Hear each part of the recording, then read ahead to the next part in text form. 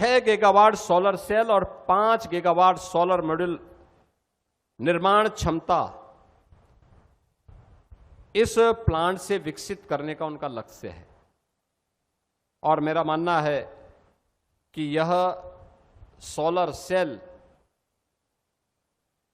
की मैन्युफैक्चरिंग के हब के रूप में भारत की एक्सपोर्ट की पावर को बढ़ाने में भी एक बड़ी भूमिका का निर्वहन करेगा। यानी प्रधानमंत्री जी के आत्मनिर्भर भारत के लक्ष्य को प्राप्त करने में अभी तक जिन कार्यों के लिए हमें दुनिया पे निर्भर रहना पड़ता था, चीन पे निर्भर रहना पड़ता था, दुनिया के अन्य देशों पे निर्भर रहना पड़ता था, अब टेक्नोलॉजी इसी जेवर में होगी।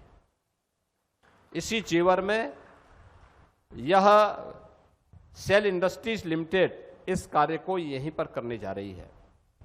इसके माध्यम से हजारों प्रत्यक्ष और अप्रत्यक्ष रोजगार का सृजन भी होने वाला है।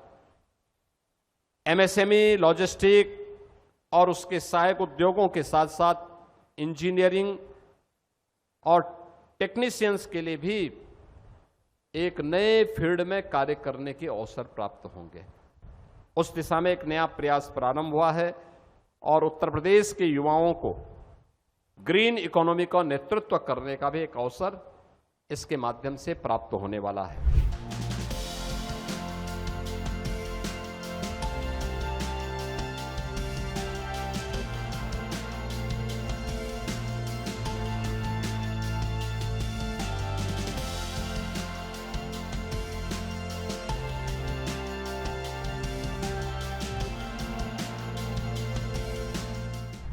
अन्य लोगों के लिए अकल्पनीय है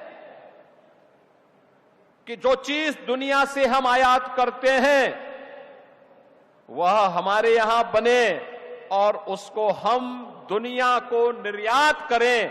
भारत को इलेक्ट्रॉनिक कंपोनेंट के हब के रूप में स्थापित करना है और स्वयं आज यहां पर आए हैं।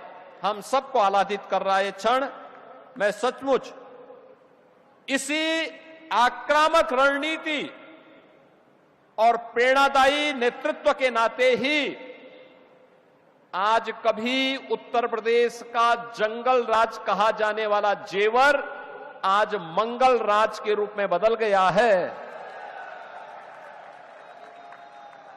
अभी मैं जेवर एयरपोर्ट में लैंड किया था। कितनी शानदार एयरपोर्ट की सौगात प्रधानमंत्री जी के कर कमलों से मिली है और अब उसने कॉमर्शियल फ्लाइट शुरू कर दी है। अनेक यहां पे निवेश के प्रस्ताव आ रहे हैं। आज का ही जो निवेश का जो शिलान्यास हो रहा है वह 6,785 करोड़ रुपए का है। आप सोचो, यहां पे अंबर ग्रुप के साथ कोरिया सर्किट, इसमें उनके साथ मिलकर के एक ज्वाइंट वेंचर बना करके इनके द्वारा ये निवेश यहां पे किया जा रहा है। कोरिया के साथ उत्तर प्रदेश का बहुत पुराना संबंध है। कोरिया के इतिहास में ये मान्यता है कि उनकी रानी क्वीन हो अयोध्या की राजकुमारी रत्ना थी और जो जल मार्ग से कोरिया पहुंची थी। हम लोगों ने कोरिया के फर्स्ट लेडी के उत्तर प्रदेश आगमन के अवसर पर एक पार्क भी वहां पर क्वीन हो की स्मृति में बनाया है अयोध्या में। वहां के एम्बेसडर स्वयं अयोध्या पधारे थे और आज भी उस स्मृति को स्मरण करते हुए वे भावुक भी होते हैं और भारत के साथ एक आत्मीय संबंध भी जोड़ते हैं।